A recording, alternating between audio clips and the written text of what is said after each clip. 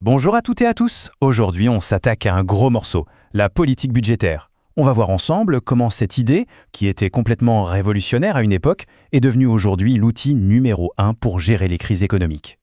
Allez, on commence direct avec la grande question. Une question qui a l'air simple comme ça, mais qui divise les économistes depuis près d'un siècle. Quand l'économie pique du nez, quand tout va mal, qu'est-ce que l'État peut vraiment faire pour redresser la barre ? Pour répondre à ça, il faut d'abord se mettre d'accord sur les objectifs. En économie, on parle souvent du carré magique de Caldor. C'est quoi ce truc ? Eh bien, ce sont les 4 grands buts que tous les gouvernements essayent d'atteindre en même temps.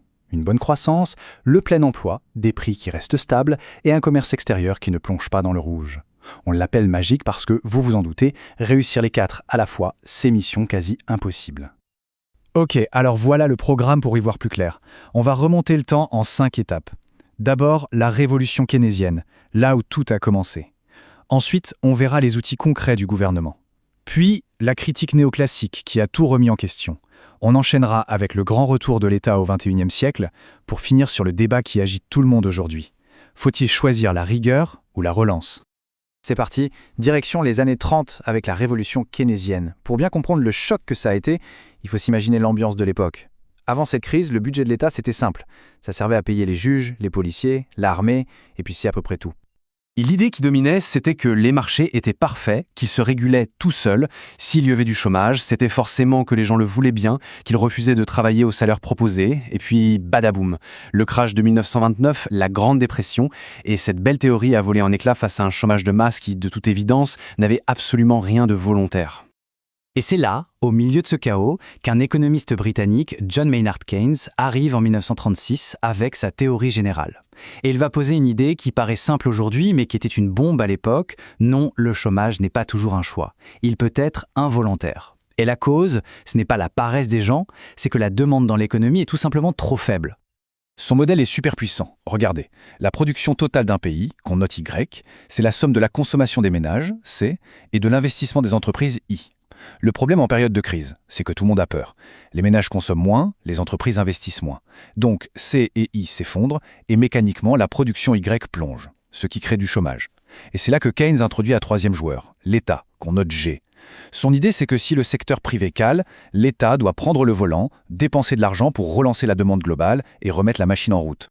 Bon, cette idée d'intervention, c'est le cœur de la politique budgétaire. Mais en pratique, on fait comment ? Quels sont les outils que l'État a dans sa boîte ? En gros, il y a 2 grandes familles d'outils. D'un côté, ce qu'on appelle les stabilisateurs automatiques. Pensez-y comme les airbags de l'économie. Ils se déclenchent tout seuls sans que le gouvernement ait besoin de voter une loi. L'exemple parfait, ce sont les allocations chômage. Quand l'économie ralentit, plus de gens perdent leur travail, donc les allocations augmentent automatiquement et ça soutient la consommation. De l'autre côté, on a les politiques discrétionnaires. Là, c'est une décision volontaire. Le gouvernement décide de lancer un grand plan de travaux publics ou de baisser les impôts. Et ce qui rend tout ça particulièrement efficace, selon Keynes, c'est un concept absolument central, l'effet multiplicateur. L'idée, c'est qu'un euro d'argent public injecté dans l'économie va en fait générer bien plus qu'un euro de richesse supplémentaire. C'est un effet boule de neige. Et attention, toutes les dépenses ne se valent pas. Ce tableau le montre très bien. D'après la théorie keynésienne, ce qui est le plus efficace, c'est la dépense publique directe. Par exemple, l'État construit une autoroute. L'argent va directement aux entreprises, aux salaires, l'effet maximal. Ensuite, on a les baisses d'impôts ou les aides sociales.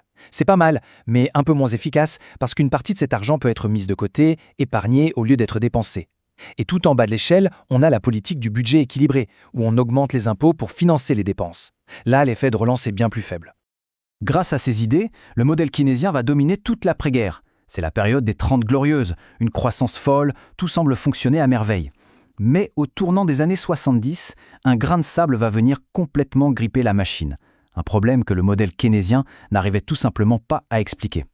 Ce problème, c'est un mot un peu barbare, la stagflation. C'est le pire des 2 mondes. L'économie stagne, donc le chômage est élevé, et en même temps, les prix s'envolent, donc on a une forte inflation. Pour les économistes de l'époque, c'était un vrai cauchemar, parce que ça contredisait la fameuse courbe de Phillips. On pensait qu'on devait choisir entre le chômage et l'inflation, mais on ne pouvait pas avoir les 2 en même temps. Cette crise va ouvrir un boulevard aux critiques de l'école néoclassique, avec comme chef de file un certain Milton Friedman. Son argument, en gros, c'est de dire « Vos politiques de relance, c'est de la poudre aux yeux ». À court terme, ça peut donner l'illusion que ça marche, mais à long terme, les gens ne sont pas stupides. Ils voient venir l'inflation, ils adaptent leur comportement, et au final, le seul résultat, c'est que les prix augmentent pour tout le monde, sans aucun gain sur le chômage. Et d'autres critiques vont s'ajouter. Il y a l'idée que les plans de relance sont inutiles, parce que les ménages anticipent. Ils se disent « Ah, l'État me donne de l'argent, mais il faudra bien le rembourser un jour avec des impôts. » Du coup, au lieu de dépenser, ils épargnent. L'autre argument, c'est ce qu'on appelle l'effet d'éviction. Quand l'État a besoin de beaucoup d'argent et emprunte massivement sur les marchés, il fait monter les taux d'intérêt pour tout le monde. Résultat, ça coûte plus cher d'emprunter pour les entreprises privées, donc elles investissent moins. Face à cette offensive, le vent tourne. Les années 80 et 90 sont marquées par la dérégulation, le libéralisme, moins d'État. Bref, le modèle keynésien est rangé au placard. Mais l'histoire est pleine de surprises, et le 21e siècle va complètement rebattre les cartes, avec une série de crises mondiales d'une violence inouïe.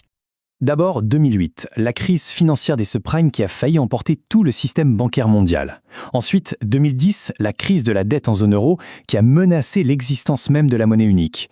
Et puis, le choc absolu, 2020, la pandémie de Covid-19 qui met l'économie mondiale à l'arrêt. Face à ces séismes, les gouvernements ont ressorti la boîte à outils keynésienne, mais cette fois en version XXL. Pour prendre la mesure du changement de mentalité, un chiffre suffit. 750 milliards d'euros. C'est le montant du plan de relance historique de l'Union européenne face au Covid. Et pour le financer, les pays membres ont fait quelque chose d'inédit. Ils ont emprunté de l'argent tous ensemble. C'était un tabou absolu qui est tombé en quelques semaines. Et cette intervention massive, ce n'était pas juste en Europe, loin de là. Regardez les États-Unis, les plans de relance ont représenté jusqu'à un quart de leur PIB annuel. C'est tout simplement colossal. On a injecté des quantités d'argent public jamais vues en temps de paix. Ces plans, quoi qu'il en coûte, ont très certainement évité un effondrement total de l'économie, mais ils ont laissé un héritage. Un héritage assez lourd, des niveaux de dette publique qui ont atteint des sommets historiques. Et ça a immédiatement lancé le grand débat qui nous occupe aujourd'hui. Ce débat y oppose vraiment deux camps.